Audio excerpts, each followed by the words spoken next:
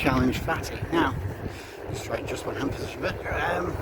Hello everybody and welcome back to Challenge Fatty. Now, as you can see, it's a glorious day and, well, it's a fitting end because I'm slowly coming to the end of the Pub Bike Challenge. I now have less than 50 miles left to do and I'm decided to take a little jaunt into town, probably rack up another 10, just nipping between shops. But yeah, I just wanted to share this absolutely stonkingly glorious sunny August evening with you. As much as I hate climate change, it is rather nice tonight.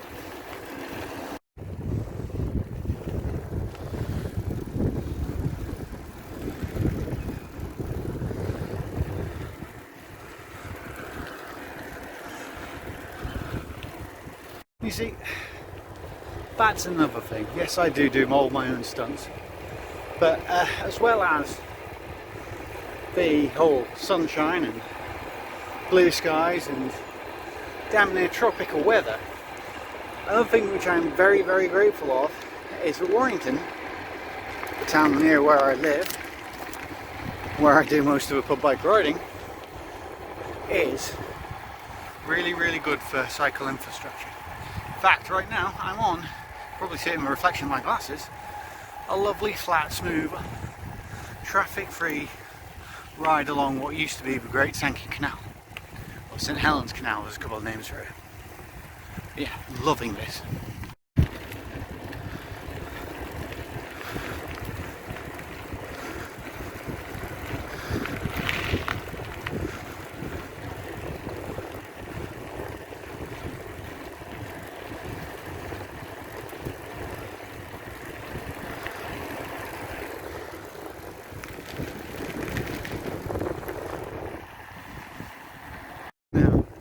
While I have been incredibly blessed during the whole of this Pub Bike Challenge and today with good weather, hasn't been completely the case.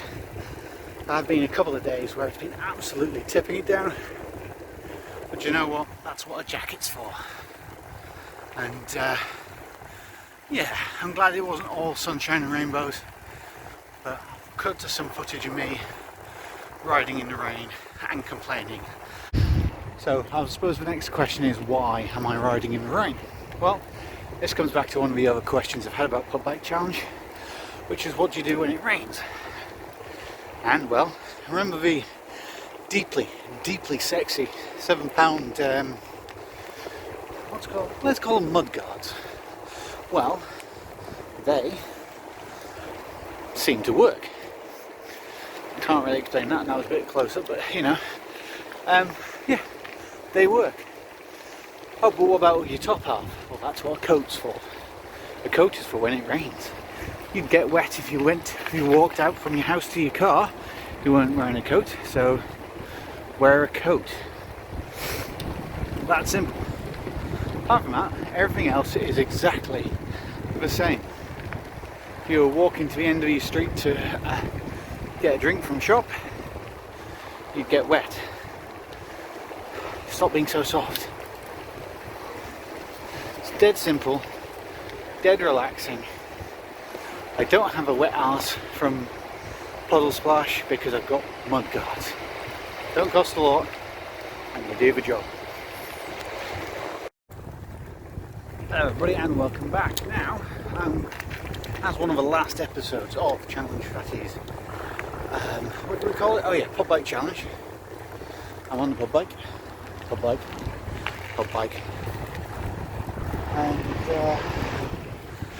we're going to do the family big shop on a bike.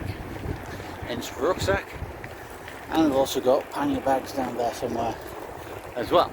So this is going to be a quick shop, sorry, a big shop done quickly on here, so you could see that it is doable to live your life without a car.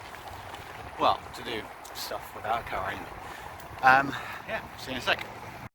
See, one of the other big perks of cycling and doing a big shop is the fact that your pannier bags hook on the side of your trolley and you can pack as you go, and it makes life so much easier. So One full, very, very full trolley equals one full family shop. And all I have to do is get all this onto the bike. Cheers. Still here. Okay, so there you go.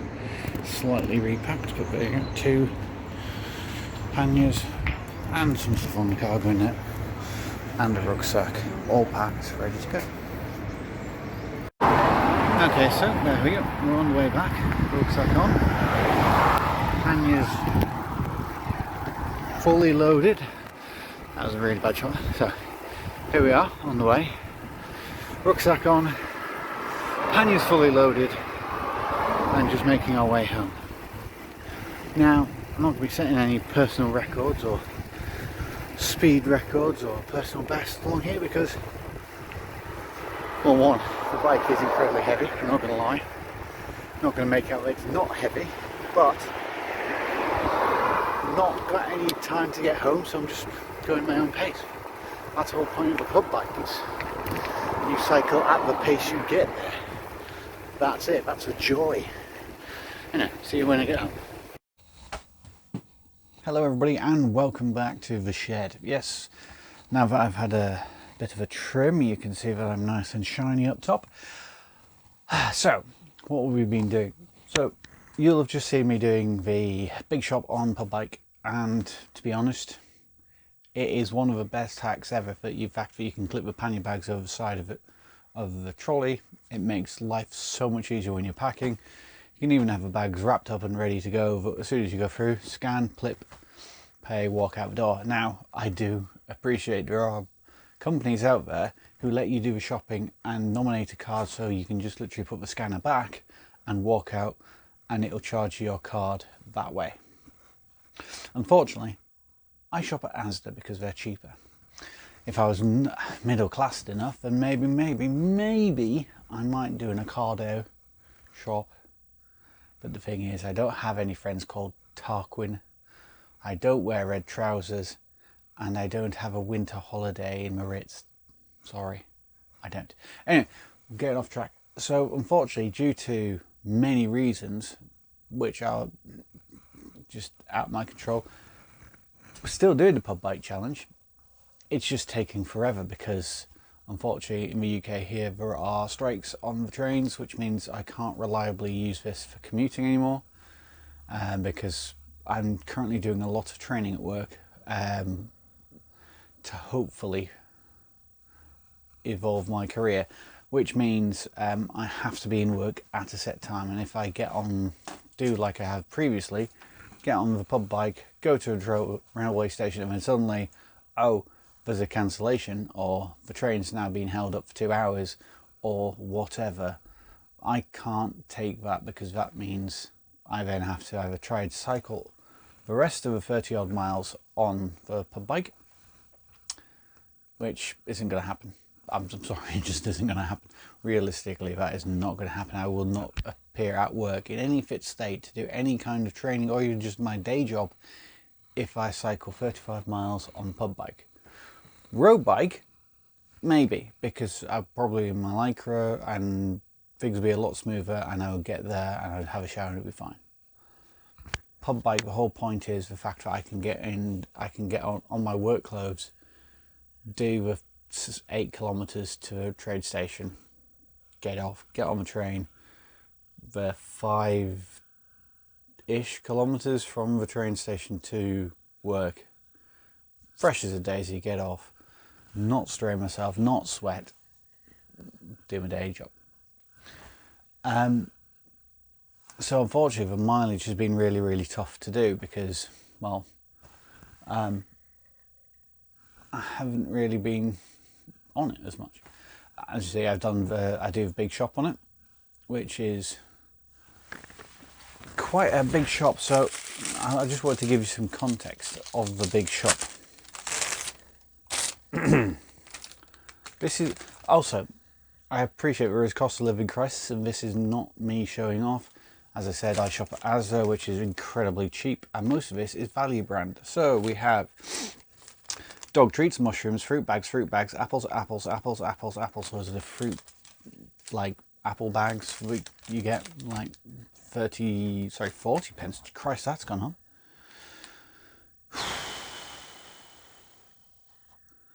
40 pence for apple slices. Right, okay. French fries, which is crisps, biscuits, porridge, bread, wraps, cereal, eggs, dogs, chicken strips, dog food, squash, chocolate, cooked meats, salami, more cooked meats, pita breads, spaghetti, Asda sauce, mince.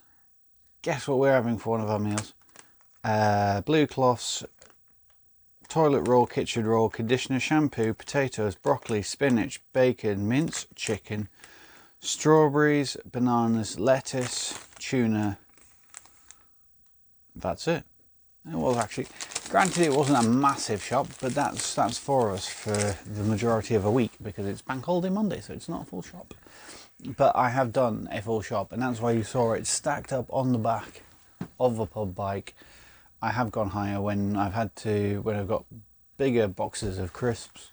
It normally sits up here with the cargo net over the top of it, which is quite funny to see the reaction of people. I actually got shouted at the other day by somebody who said, "You and your bloody e-bikes, you should get a car." Which I found hilarious because this is not an e-bike. I work for a living and I work on this. This is all my own effort. So, yeah, cheers, mate. Get a car yourself because you're in a van. I don't know. Right, yeah. So, the reason I can't use a pub bike for commuting is unfortunately due to there being many strikes at the moment on the railways. I don't want to make that sound like a negative. I fully support why they are striking. I believe they deserve a pay rise. I believe they deserve to have their workload stay the same, if not be reduced for safety reasons. Asking drivers to be in charge of on and offloading people and making sure doors are locked. I'm sorry, I don't think that should be the job of a driver. So, yeah, I'm with them on that. So please, if I say that the reason why I have struggled to do the pub bike challenge and it's why it's taking so long is for strikes, that is not me having a go at people on strike. I'm fully with you, mate. I am fully with everybody striking for that cause.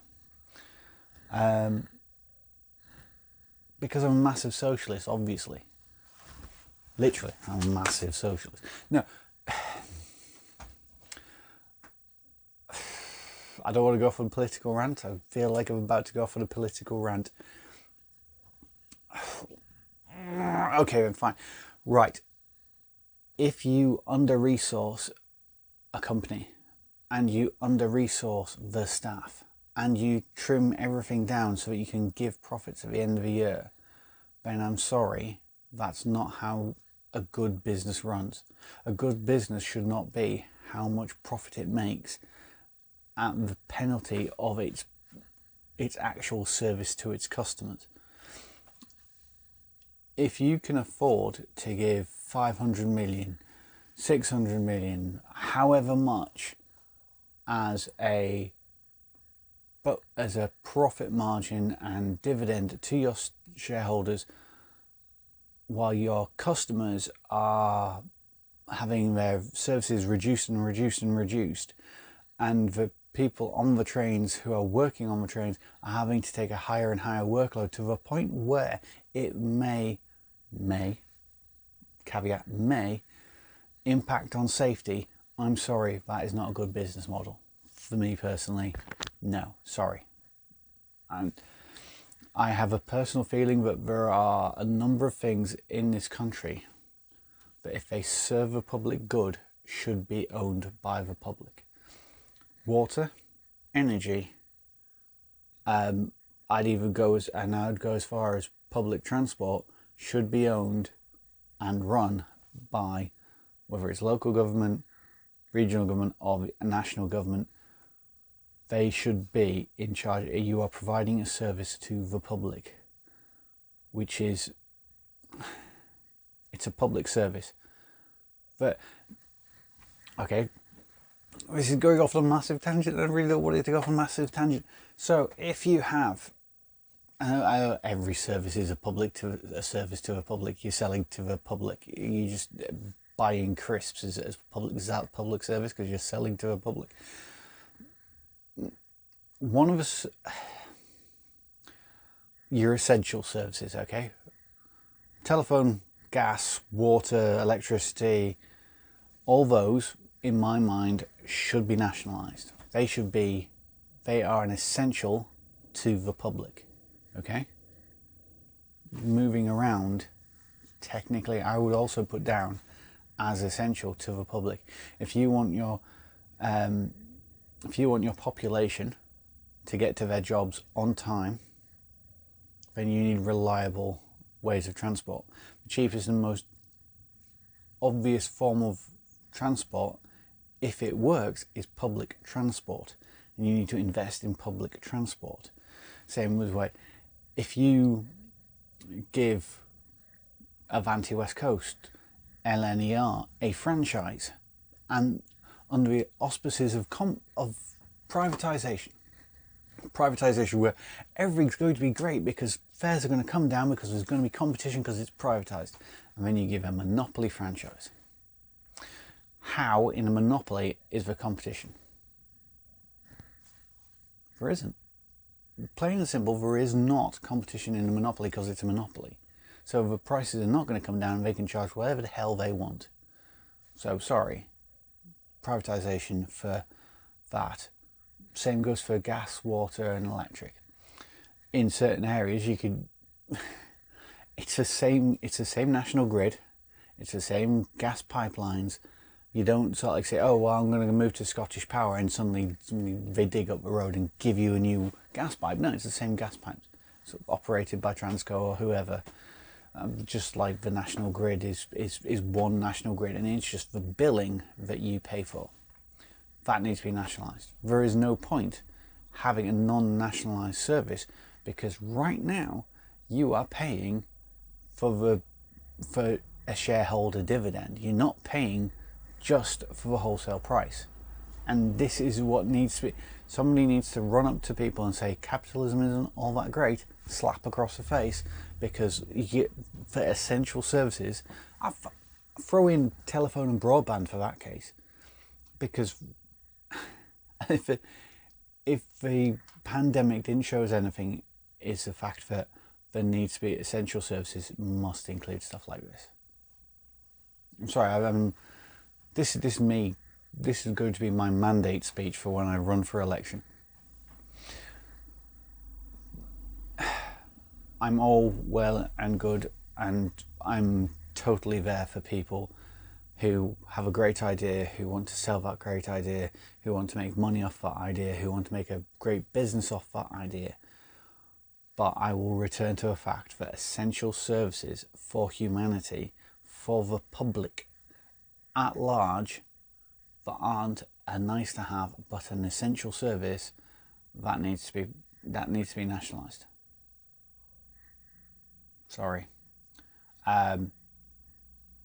If you go to railways, need to be nationalised. No question about it. Half of them are getting that way anyway. Now have a franchise taken off and the government will, either that or the government will support the business. Yet somehow the business which is being supported somehow still returns a profit.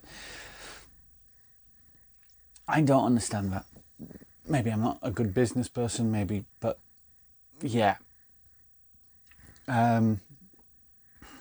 Electricity companies, water companies, where only one company can supply a region, and you have no choice. You just pay what you're being told to pay. That is not privatized. That is monopolized. And that is not good for competition. That is not good for allegedly bringing down prices. It's not going to happen. Anyway, I feel like I've gone off on a complete and utter rant there. I promise there will be less ranting in the next episode, whenever that comes out. Because I will be focusing more on my running for the Warrington Way, which is coming up in a few months' time. Although I do have a family holiday, so I may take you with me on my family holiday via the medium of a phone and my GoPro. See you then. I know you told your friend you're not okay, and tell me what's wrong and why you never said you